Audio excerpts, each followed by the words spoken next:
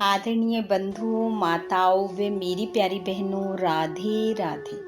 आपका हमारे YouTube channel पर बहुत बहुत स्वागत है।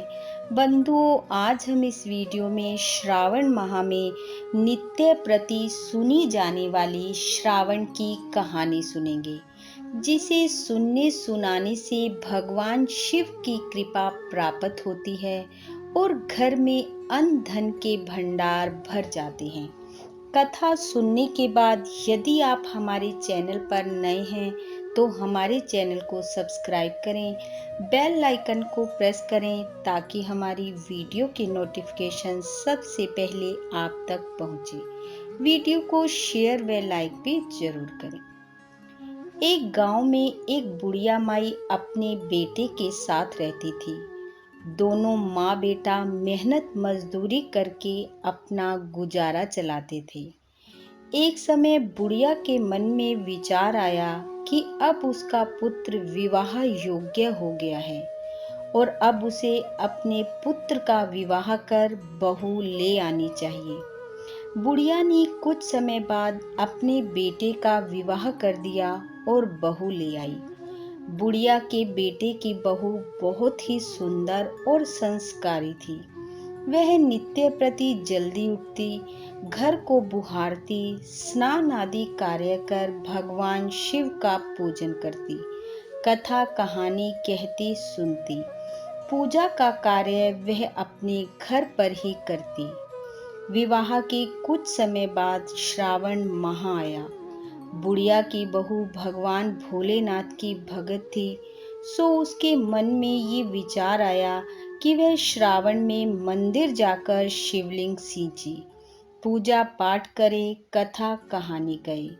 अपने मन में आए विचार को बहू ने अपनी सास से कहा, माँ जी, श्रावण माह शुरू हो गया है। मैं शिव मंदिर में जाकर पूजा पाठ करना चाहती हूँ, शिवलिंग सींचना चाहती हूँ। परंतु बुढ़िया ने उसे ऐसा करने से रोक दिया। उसने कहा, घर में पूजा कर लो, मंदिर जाने से काफी समय बर्बाद हो जाएगा, इतने में तो घर का सारा कार्य हो जाएगा। सास की बात सुनकर बहू उदास हो गई, परंतु कर भी कुछ नहीं सकती थी। अतः वह उदास होकर घर के कार्य में लग गई और उस दिन उसने कुछ भी अन्न जल ग्रहण नहीं किया। अगले दिन बहू कुएं पर जल भरने गई। रास्ते में उसने देखा गांव की कुछ लड़कियां पूजा की थाली सजाकर मंदिर की ओर जा रही हैं। उसने उन्हें रोका और पूछा, कहाँ जा रही हो? उन्होंने कहा, श्रावण का महीना शुरू हो गया है, हम सब भगवान भोलेनाथ का पूजन करने मंदिर जा रहे हैं। यह सुनकर उसके मुख पर फिर से उदासी छा गई। लड़कियों ने पूछा, आप हमारी बात सुनकर उदास क्यों हो गई? क्या आपको शिव पूजा नहीं भाती? वह बोली, नहीं, ऐसी बात नहीं है। शिव तो मेरे आराध्य देव हैं, लेकिन मेरी सास मुझे मंदिर में पूजा के लिए नहीं जाने देती। लड़कियों ने कहा, आप चिंता न करें, आप हर रोज इसी समय जब पानी भरने आओगी तब हमारे साथ ही मंदिर में पूजा कर लिया करना। वह बोली, मेरे पास पूजा की कोई सामग्री नहीं है, घर से लाऊंगी तो सास को पता चल जाएगा। लड़कियों ने कहा, कोई बात नहीं, आप हमारी पूजन सामग्री से ही पूजन कर लेना। यह सुनकर बहू बहुत खुश हुई।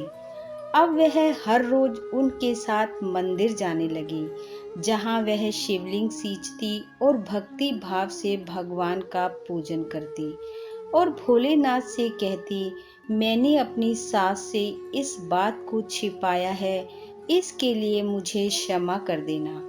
ऐसे पूजा पाठ करते करते पूरा श्रावण माह समाप्त हो गया।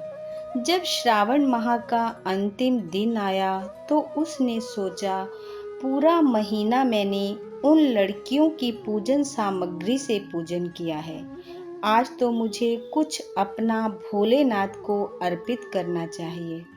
ऐसा सोच उसने नाक से अपनी सोने की नथ उतारी और धोकर शिवलिंग पर अर्पित कर दी और पूजा समाप्त कर घर आ गई। अब घर आकर वह सास से नजरें छिपाती हुई इधर उधर फिरे, क्योंकि उसे डर था कि सास जब उसकी नाक में नथ नहीं देखेगी तो उससे जरूर पूछेगी कि नथ कहाँ गई। ऐसा करते करते दोपहर हो गई। तभी अचानक सास की नजर उसके नाक पर गई और नाक में नथ ना देखकर उसने पूछा, बहू तुम्हारी नथ कहाँ है? वह बोली, माँ जी मुझे नहीं पता, कहीं गिर गई होगी। सास ने कहा, आज तुम कहाँ कहाँ गई थी बताओ, हम वहीं जाकर नथ को ढूंढेंगे। बहू ने कहा, जब मैं सुबह कुएं पर जल भरने गई थी उस समय तो मेरे नाक में थी, फिर बाद में उपले थापने गई थी। सास ने कहा, चलो वहां पर जाकर देखते हैं। दोनों सास बहू वहां पहुंच गई जहां बहू ने उपले थापे थे। सास ने बहू से कहा, चलो हम दोनों उपले तोड़कर देखते हैं। और वह दोनों उपले तोड़ने लगी। दोनों ने जैसे ही उपला तोड़ा, दोनों के उपले में एक एक नथ। सास ने कहा, नथ तो एक थी, ये दो कैसे हो गई? सास ने फिर एक उपला तोड़ा, उसमें भी नथ। अब सास उपले तोड़ती जाए और सब में नथ निकलती जाए। सास ने बहू की तरफ देखा और पूछा, ये क्या माजरा है? तब बहू ने सास से क्षमा मांगते हुए सारी बात ज्यों की त्यों बता दी और कहा, ये भगवान शिव का ही आशीर्वाद है। आज मैंने श्रावण माह की समाप्ति पर उन्हें एक नथ अर्पित की थी और उन्होंने मुझे इतनी वापस कर दी। सास बहू की बात सुनकर बहुत खुश हुई और कहा कि श्रावण माह में स्नान, जप, तप, व्रत और दान का इतना महत्व है तो अगली बार हम दोनों मिलकर शिवलिंग सींचेंगे और पूजा पाठ करेंगे। अगले श्रावण माह आने पर दोनों सास बहू ने नेम से श्रावण स्नान किया, शिवलिंग सींचा, पूजा पाठ, जप तप, व्रत और कथा कहानी का नेम नित्य प्रति निभाया। भगवान शिव की कृपा से बुढ़िया के घर अन्न धन के भंडार भर गए।